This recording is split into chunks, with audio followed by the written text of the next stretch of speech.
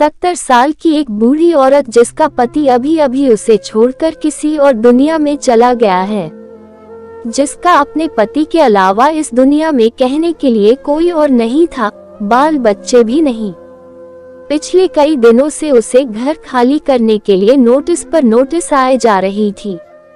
उसने अपने जानने वालों और रिश्तेदारों से कई बार मदद के लिए गुहार लगाई, लेकिन सिर्फ नाम के लिए ही उसे के अपने उसकी शिकायत पर ध्यान नहीं देते, उसकी सहायता के लिए कोई भी आगे नहीं आया। कई लोग तो उसे देखकर ही अपना रास्ता मोड़ लिया करते। बेचारी करे भी तो क्या करें। आखिरकार वह दिन भी जल्दी आ पहुंचा जब उसके फ्लैट के मालिक ने उसको फ्लैट खाली कराने के लिए उसके पास कुछ सिक्योरिटी वाले भेज दिए।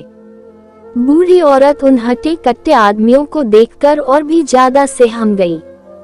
वो उनके आगे गिड़गिड़ाने लगी, उनके पैर पकड़ लिया और कहने लगी उसे सिर्फ 2 दिन की मोहलत दे दी जाए, वो कुछ भी करके अपने लिए रहने के लिए कोई और जगह की तलाश कर लेगी।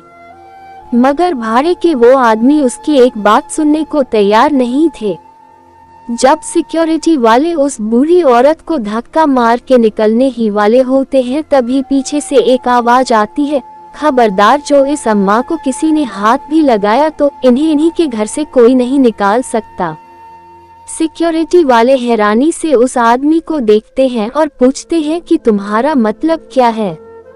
तब वह आदमी उस फ्लैट के पेपर दिखाता है जिन पर उसी बूढ़ी औरत का नाम होता है। वह उन्हें तुरंत वहां से निकल जाने के लिए कहता है।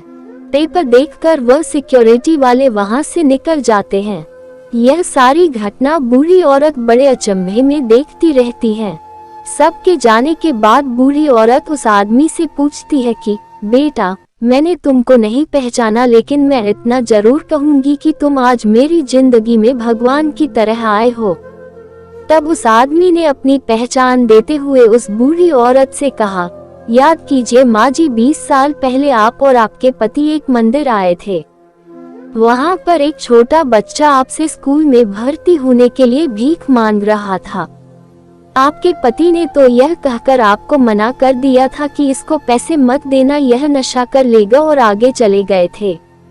लेकिन आप वहीं पर रुक गई थी और आपने अपने पास रखे सारे पैसे उस बच्चे को दे दिए थे। आपने आशीर्वाद और एक ताबीज देते हुए उसे कहा था कि भीख मांगने से अच्छा है छोटा मोटा काम करो और अपनी पढ़ाई पूरी करो, तुम्हें भगवान जरूर कामयाबी देगा।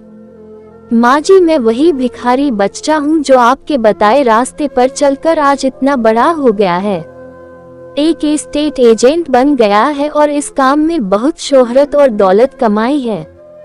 इसी काम में मुझे इस बात की भी खबर रहती है कि किस दिन कौन सी प्रॉपर्टी खाली करवाई जाने वाली है। जब मैंने आपका नाम इस लिस्ट में देखा तो मुझसे रहा नहीं गया। जो मदद आपने मेरी बरसों पहले की थी वह मैं आपको लौटाने आया हूँ।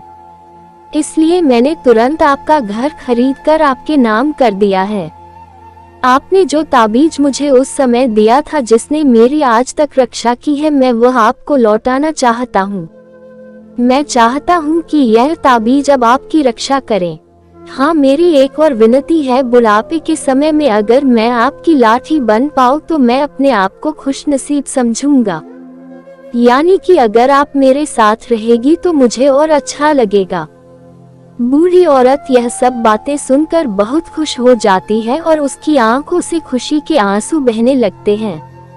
दोस्तों, कर्म एक चक्र की तरह होते हैं जो कभी ना कभी लौट के आपके पास जरूर आते हैं। इसलिए जीवन में जब भी मौका मिले अच्छे कर्म करते रहिए। यह कहानी आपको कैसी लगी कमेंट में जरूर बताएं और अच्छी लगी हो तो अपने दोस्तों को शेयर करें और आप इस चैनल पर नए हो तो चैनल को लाइक सब्सक्राइब करें। धन्यवाद।